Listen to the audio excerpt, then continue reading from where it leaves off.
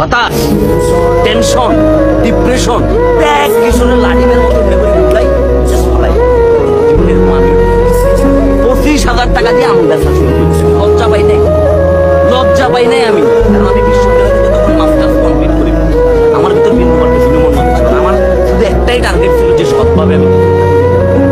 তোমরা যারা ভিডিওটা দেখতেছো, এই যে এমবির টাকা এটা নষ্ট করো, ভালো কিছু করো, এটা ভালো কাজ করো।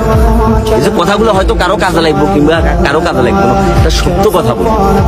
দিন শেষে যখন তোমার অবস্থান থাকতো না, তোমার কোনো পজিশন থাকতো না, তোমার কাছে টাকা থাকতো না, তোমার সমাজে কি প্রতিপত্তি থাকতো না, শুধু শেফালির মা বোন সবকিছু তোমার ছাড়ি চলে যাবে। আর দিন শেষে তুমি যখন তোমার যোগ্যতা দিয়ে অর্জন করে দেখাবে, তখন তোমার কালা চেহারা, তোমার ট্রাক ড্রাইভারের চেহারা, তোমার হকারের চেহারা, তোমার মনে করো যে কিয়া বা চুখান মার্কার চেহারা, সবাই এটা দিতে শুনবে।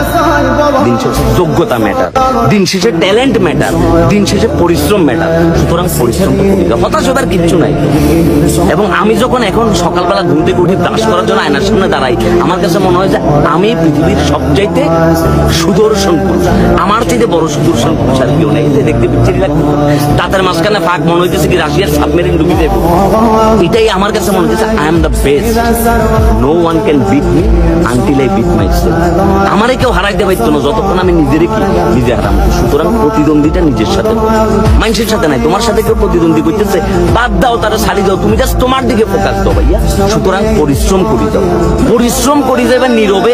আর তোমার পরিশ্রমের সাকসেস দিয়ে যখন আওয়াজ দেবো, তখন পুরো এলাকা দেখবে নিজেরা চান্দা তুলি ডিজে ভাড়ি। আর